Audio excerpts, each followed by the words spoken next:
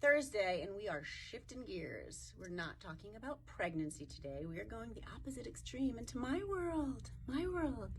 Ladies who are in their 40s and 50s. Okay, I'm actually 51, so it's really not my world, but because you guys are in your 40s, maybe, or 50s, because we're going to talk about perimenopause, menopause. I've talked about it before. I'm going to talk about it again.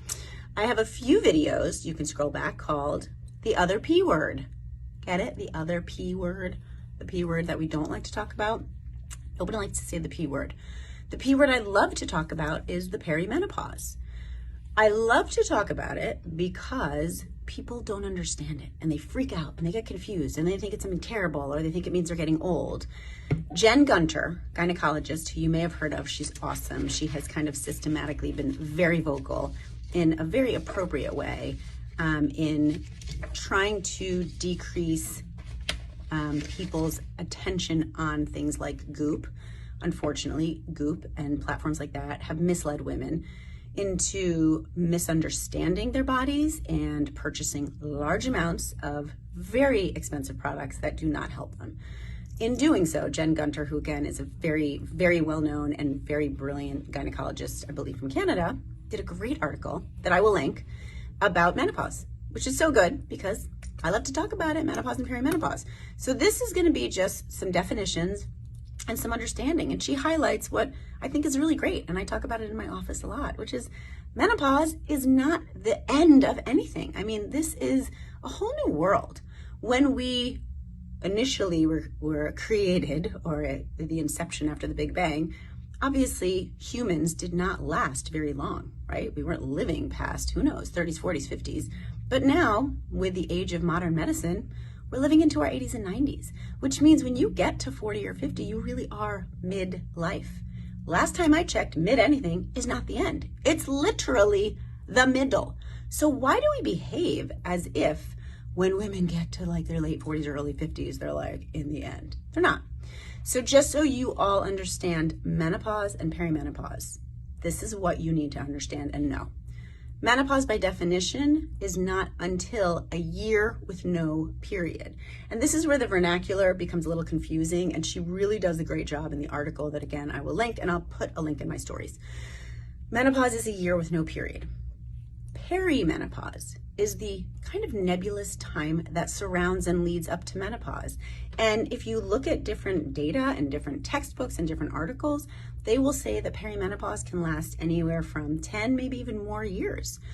Most women will go through menopause around 50, 51-ish, which means by definition, if you have 51, a year with no period, therefore you are in menopause or menopausal or postmenopausal. That's kind of the vernacular we use, which is confusing, right? A year with no period, now you're in menopause or postmenopausal. Then up to 10, maybe more years before that, you are perimenopausal, meaning going through fluctuations, which we'll discuss. That means that could start as early as 40 or earlier. Is that something dreadful? Is that something terrible? No, not at all. That's just the natural fluctuations of how our hormones go. Is it abnormal? Is it irregular? Is there something wrong with it? No, no, and no. Just like when you're going through puberty, these are natural fluctuations that are supposed to occur. Now, some of those natural fluctuations suck and feel bad. Therefore, because we like to go against nature every day, hence we're talking to each other on video, we will talk about potential ways to fix it if you talk to your doctor, or a nurse practitioner, or a naturopath, or go on Goop. But be careful, because there are a lot of things that people will try to sell you to try to fix things that don't always try to fix things, and they still cost a lot of money. So let's get back to the definitions.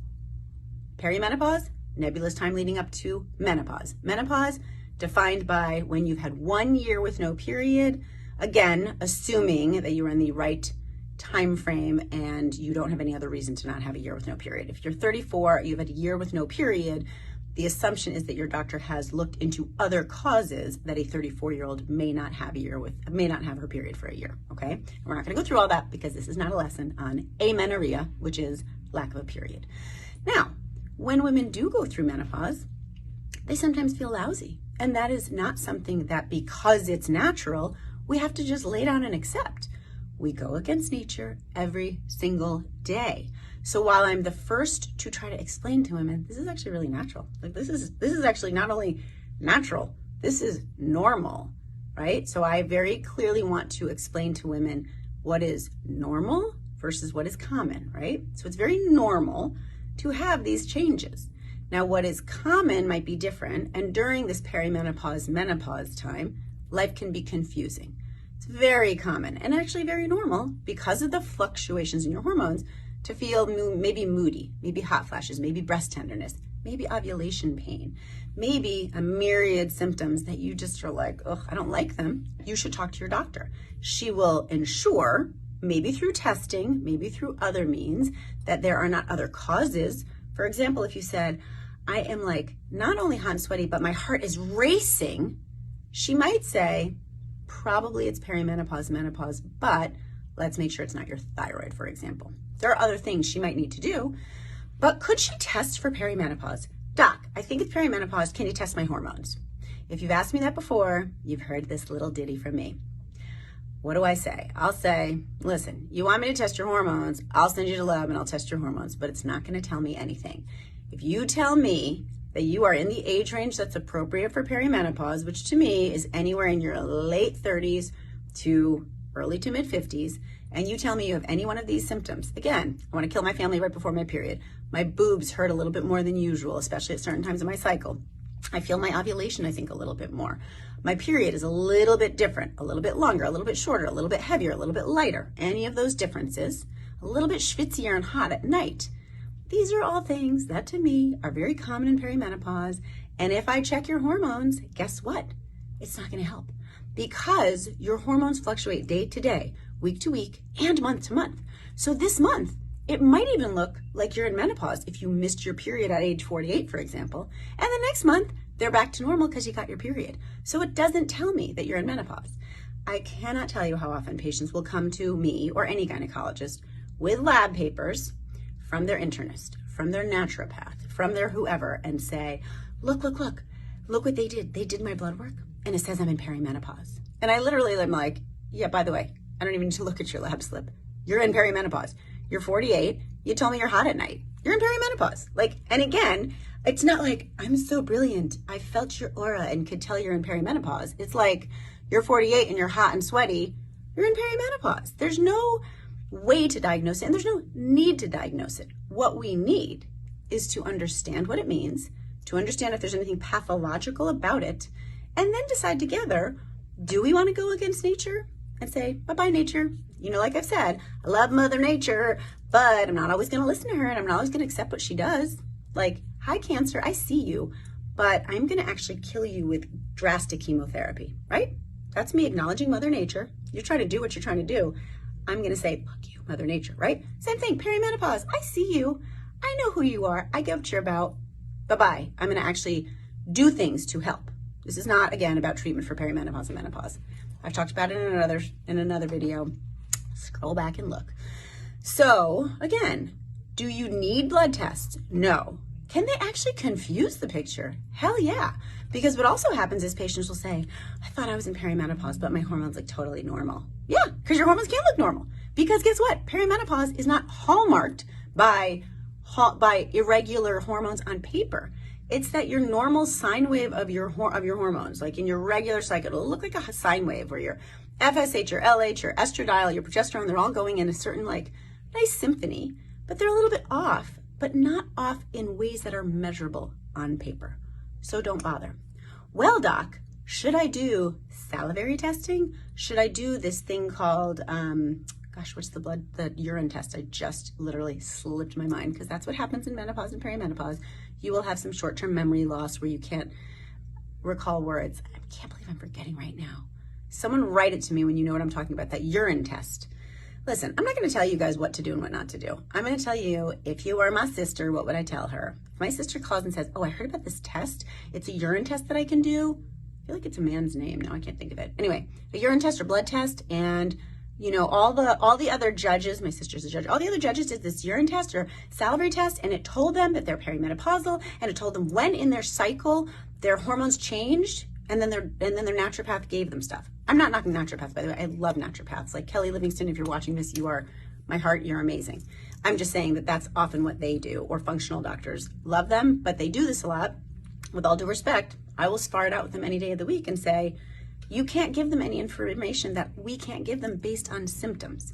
So when anyone tells you, based on this cycle and your salivary tests or your whatever urine test that I can't remember, this is what I've seen happen, the honest answer is, but doc, I just heard this doctor on the Instagram saying that next month, all these tests you just did might be different. Because that's the truth, right? So this month, your salivary hormone tests and this urine test that people do might say, oh, at this part of your cycle, your progesterone is doing this and that and this and that. But next month it might be different because that's the hallmark of perimenopause. So again, can you tell what I'm saying? Perimenopause can last 10 plus years, all through your 40s. Menopause is a year with no period.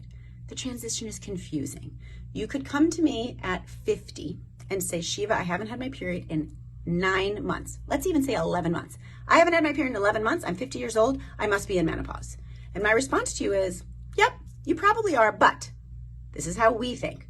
Until you are a year with no period, you're in this like nebulous time where we're kind of waiting. So I'm still going to call you perimenopausal until you hit that year. Then I will say you're menopausal, right? And I'm sure you walk out of my office thinking, should know what she's talking about. I'm in menopause. And then guess what? Like that week you get your period. And now it turns out you were only perimenopausal and you get your period back regularly for 2 or 3 months at age 51. We see that happen all the time. Do you have to worry about getting pregnant? The answer is yes. Is it likely? Doc, I'm not going to get pregnant at 51 when I get my period, am I? Well, I say to patients all the time, you never know. Is it likely? No. Is it likely to be viable? No. But is it possible to get pregnant? The answer is hell yes. As long as you are ovulating, it is possible to get pregnant. Is it likely? No. But unless you are willing to accept the consequence of getting pregnant and unfortunately either miscarrying or choosing to have a baby or choosing to stop the pregnancy, you have to accept it. So if you've come to me saying, well, my doctor said I don't need to use birth control because I'm 50 and I haven't had a period in 6 months, I'm going to say back to you, you are rolling the dice. You'll probably win that bet. Let's face it. Facts are, it's odds. You're probably going to win that bet. I personally would not take that bet, nor would I let my sister. Okay, I hope all that makes sense. But really, you got to read this article because it is just great in delineating it. And ladies, let's just stop the like, oh, I'm in menopause or perimenopause. Like, it's not that bad. I am 51. I'm full on in menopause. I was in surgical menopause. My ovaries were removed 5 years ago almost. 5 years, June 17th, when I had the ovarian cancer at age 46. And I'm going to go through that in June when I'm at my 5-year anniversary. I'm going to talk about that because I would have thought it would be horrible. There were moments of horrendousness, and then there were ways I fixed it. So there's things we can do, you know? Nature sometimes wants to screw with us, and we're going to be like, fuck you, right back, because we are bucking nature every day by living longer. This is not what nature intended. The sooner we accept that and acknowledge that, the better off we're all going to be. We love nature. We have to honor nature while being very clear and very honest about the fact that every single day that we've increased our longevity, that was our way of saying, I see you, but I'm not actually respecting what you're trying to do because you were trying to get me to leave this earth at probably 40 to 50. And I keep living on. So now I have to accept what comes with that. Longevity brings on going against nature. It is a fact, okay? All right, I'm gonna go see patients. Y'all have a good day.